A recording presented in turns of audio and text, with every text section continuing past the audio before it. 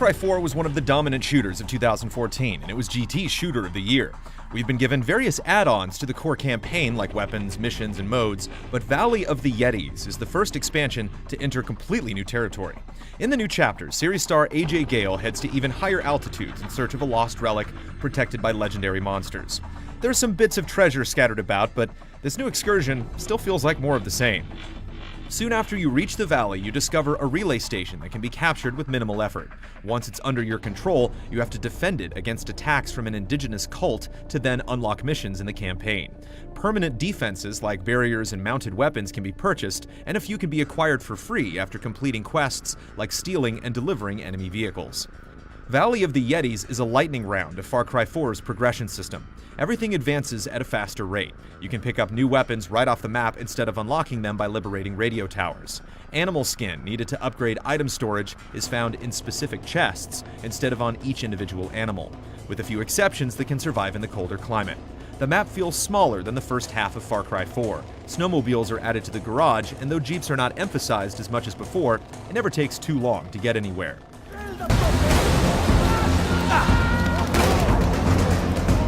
Depending on your investment in the central campaign of Far Cry 4, it's not that exciting leveling your skills and weapons all over again. You can't take anything into the mode from the campaign or bring anything back. We can understand losing your arsenal, but it's never explained how or why AJ forgets all of his skills. Thankfully, you unlock a gyrocopter when all of the campaign missions are completed, in case there were some hard-to-reach items on the map that you missed. The biggest visual difference in this corner of Karat is the abundance of snow and ice. Almost all of the water is frozen over, and there are a few spots where you can jump your newly acquired snowmobile when cruising around. A later section reintroduces oxygen pickups to survive at high altitudes, but the frigid landscape just feels like the old map with a white blanket thrown over it. Then there's the issue of the titular behemoths that roam the land. The expansion does a good job of easing you into their existence, forcing you to evade them without the proper equipment. But after you encounter them a few times out in the open, they become a nuisance rather than something to fear. It's not that difficult to dodge their ranged attacks and pick a safe spot to deal damage from. One area kept infinitely spawning them, making their mystique evaporate.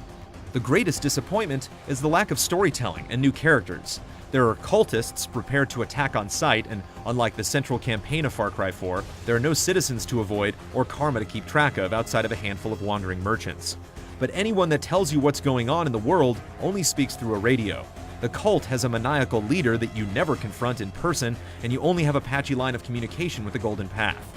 The ending is also painfully abrupt, good for a laugh instead of a moment of calm reflection. The best thing Valley of the Yetis has going for it is the inherent fun that comes from using Far Cry 4's skills, weapons, and vehicles. Everything else feels wasted. The station defense battles are spectacles, but not that challenging. The Yetis are intimidating, but don't stay scary for long. With no legitimate lead into or out of the story, it's hard to take any of it seriously. It's definitely the biggest chunk of extra content to come out of the game, but not the best. Did you enjoy my little rescue party last night? Yeah, real blast.